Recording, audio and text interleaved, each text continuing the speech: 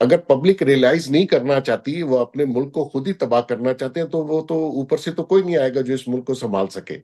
अब रहेगी बात, आपने जो कही कि जी सूलतकारी आगे होगी या नहीं होगी, उसमें नादिया, मैं आपके शो में क्या बताऊं कि उसमें बहुत से लोग इन्वॉल्व हैं जो इस काम पे लगे हुए हैं, जिनको पेड हेफ्टी अमाउंट्स मिल रही हैं।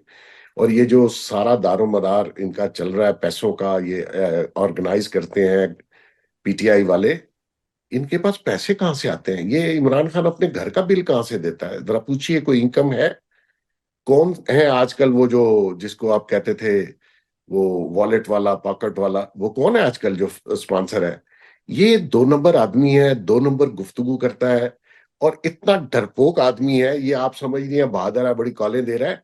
ये जेल से, मैं आपको जाती तौर पे बता रहा हूं, आप चाहे और एग्जांपल देख ली, किसी लीडर को आपने देखा आज तक पाकिस्तान में या बाहर, वो सर पे बाल्टी रखे, बुलेट प्रूफ शील्डे रखे, मौत से इतना डर एक शख्स को, और जेल जाने से इतना डरता था? लोग कहते जेल काट रहा है, वो तो मजबूरी से काट रहा है भाई, वो तो मजबूरी से काट रहा है। जो दिलेर आदमी होता है वो इस किस्म की गुफ्तगू नहीं करता, जिस तो किस्म बेग की साहब ये। देखिए, ये बड़ी इंपॉर्टेंट बात है जो आपने कहा, हेफ्टी अमाउंट्स अभी भी पे किए जा रहे हैं।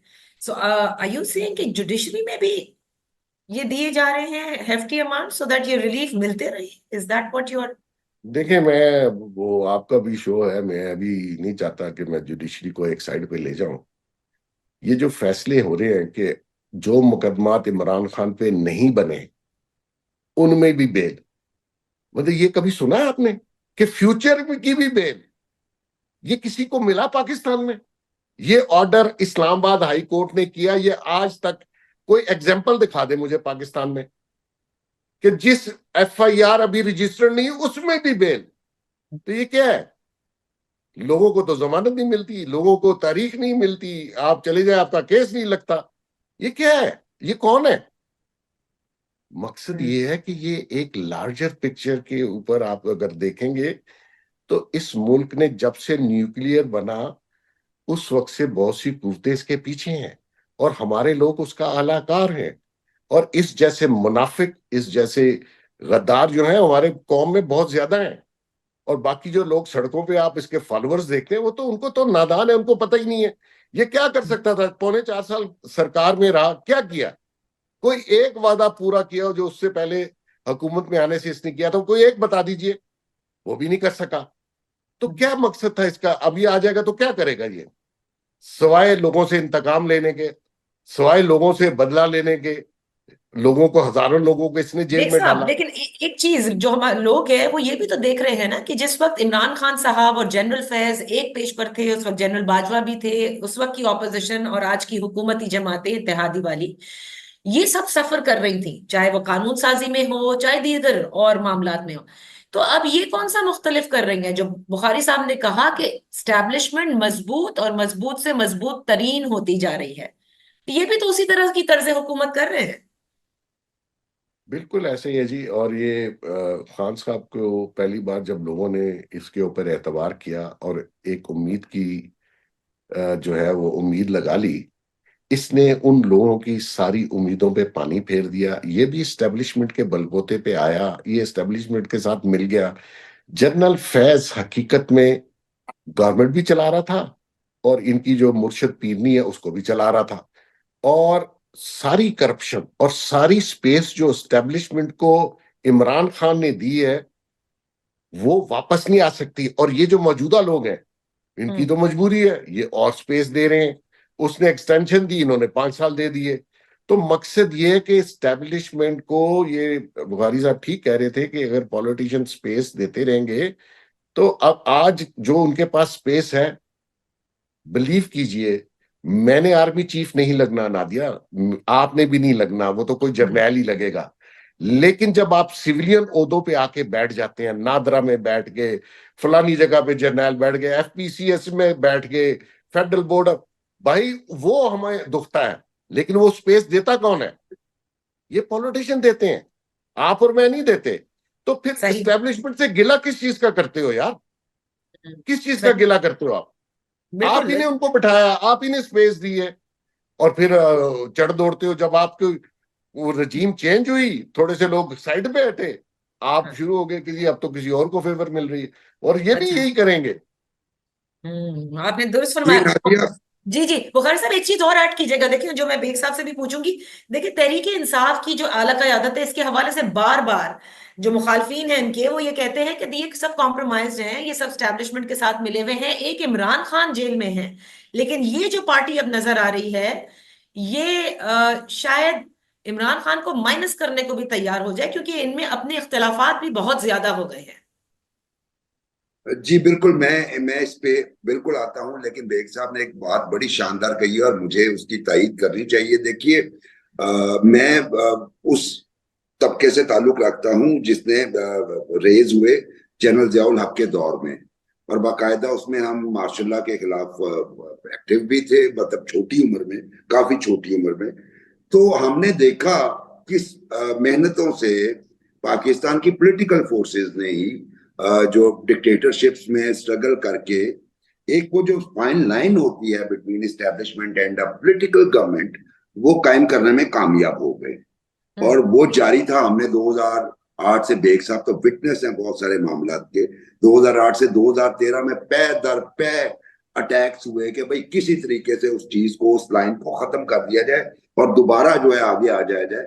लेकिन वो नहीं हो पाया, क्यों? पॉलिटिकल फोर्सेस थी। फिर 2013 से 2018 के दरमियान भी वही सीन हुआ और उसका एक टूल बने इमरान खान और उनकी पार्टी, जब ये पार्लियामेंट के बाहर जाके बैठ गए। लेकिन वो लाइन अपनी जगह पे, एक प्राइम मिनिस्टर 2008 से 13 के दरमियान गया, एक प्राइम मिनिस्टर 2013 से 18 के दरमियान कोर्ट्स के एक्टिविज्म की वजह से गया। लेकिन वो लाइन अपनी जगह पे मौजूद थी, यानी पॉलिटिकल फोर्सेस उस लाइन को खत्म नहीं होने दे रहे थे। इमरान राइट। खान का कारनामा ये है कि उस लाइन को उसने पाँव से ऐसे करके मिटाया, और वो जो जिस पोजीशन पे बहुत स्ट्रगल के साथ भेजा गया था वापस, वो उससे कई कदम आगे आ गए। और मेरा ख्याल है कि मैं और आप शायद अपनी जिंदगी में दोबारा उस लाइन पे जाते हुए ना देख पाए। मैं इतना होपलेस हो चुका हूँ। अब आता हूँ आपके सवाल की तरफ। ये बात ठीक है। देखिए, एक जरा मंजर तब्दील कीजिए। अगर इमरान खान जेल से बाहर आ जाते हैं और फिर उनके गिर्द कुछ हॉकिश लीडर्स का घेरा हो जाएगा जिन्हें वो पसंद करते हैं। बेग साहब तो अक्सर, जब इमरान खान प्राइम मिनिस्टर थे तो बेग साहब अक्सर शामों को जो है वो उनके पास होते थे। और चूंकि ये एक असूल पसंद आदमी है और इन्होंने ही कॉल्स अ स्पेड, तो डिफरेंसेस हो गए जिसका उन्हें पे बैक भी करना पड़ा। तो ये सारी चीजों से विटनेस है कि उनका मेरिट क्या है। आप फर्ज कीजिए वो बाहर आ जाते हैं, और वही हमने लाहौर में देखा 1996 से ये सारा कुछ देख रहे हैं। तो ये लीडरशिप जो मौजूदा है, आप गौहर अली खान को, कोई माइक उसके सामने कभी जाएगा? कोई इतनी इंपॉर्टेंस जो है उमर अयूब खान को मिल जाएगी?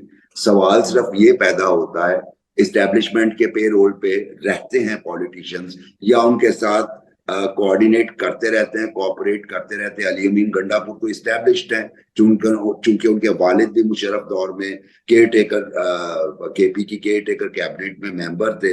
उनका तो लिंक्स बनते हैं उधर, उसी वजह से वो इसरारुल्लाह गंडापुर एंड फैमिली और बाकियों को छोड़ छाड़ के ऊपर आए हैं। लेकिन ये बाकियों का क्या? और अब अगर बानी बाहर आ जाए तो ये सारे तो बेचारे हवा हो जाएंगे, क्योंकि फिर तो सामने वही लोग रहेंगे। हमने यहाँ पे देखा कि वक्तन फवक्तन यहाँ पे चेहरे बदलते थे। फवाद बिल्कुल, चौधरी आपने सही सबसे कहा। फवाद चौधरी सही। सबसे इंपॉर्टेंट थे अरेस्ट से पहले तक, सबसे रेलेवेंट थे। आज वो कहाँ है? नहीं है। तो अगर बानी बाहर आएंगे तो फिर कुछ और लोग होंगे। इसलिए शायद ये लोग इतने इंटरेस्टेड नहीं है, ये मौजूदा लीडरशिप, कि इमरान खान बाहर आएंगे, क्योंकि इनकी अपनी जो इस वक्त चमक है वो मांग पड़ जाएगी। ओ, एक तो ये खुद इंटरेस्टेड नहीं है बेग साहब, ये भी कई लोगों ने कहा है। और बानी बाहर आएंगे, इस पर आप क्या कहेंगे? क्योंकि अगर इंटरनेशनल फोर्सेस भी आप कहते हैं कि इन्वॉल्व हैं, और डोनाल्ड ट्रंप के हवाले से भी आपने देखा कि जैसे ही वो नौमुंतखब अमरीकी सदर आए डोनाल्ड ट्रंप, तो कुछ उम्मीदें भी वाबस्ता हो गई। ये बाहर आता आप इनको देख रहे हैं जल्द या नहीं?